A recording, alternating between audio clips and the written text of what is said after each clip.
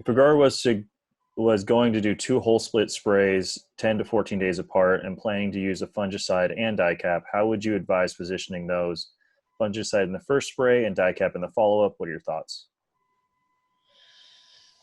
Well, again, based on what we were just talking about, I think if you're in areas where there's not much stone fruit production, you're primarily dealing with rhizopus. Um, so my comments are focusing on rhizopus stolonifer whole rock. And so if we are thinking about that situation, I think that the diKaP has got to go on initially. And then you can, if you're trying to do a rotation program, you can put a fungicide on. Or if you had, everybody's different. They sometimes they have severe whole rot. Well, obviously we've mixed diKaP with fungicides, and if you had a severe problem last year and you want to get this under control, you don't want to see the dieback next year, and you want to prune some of that stuff out that died, and then you want to get on this thing at the whole split stage so that you don't have that the following year.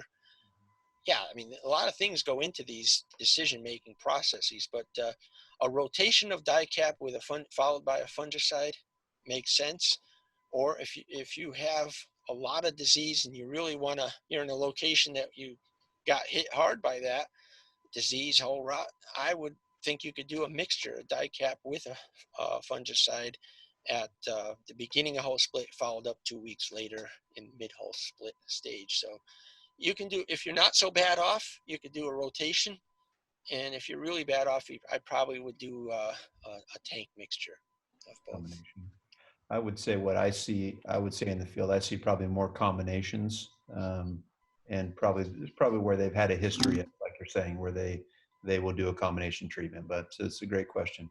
Yeah, but I think these treatments are showing such consistency, and I mean, you see our multiple years of work. I think that if you have a bad problem, that's one way to approach it.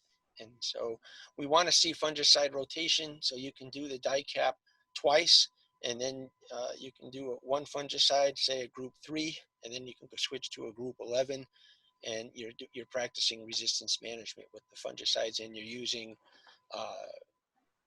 fertilizer like diKaP as a way of balancing your nitrogen management issues, as well as your whatever else it's doing with these fumaric acids are present in the diseased tissue.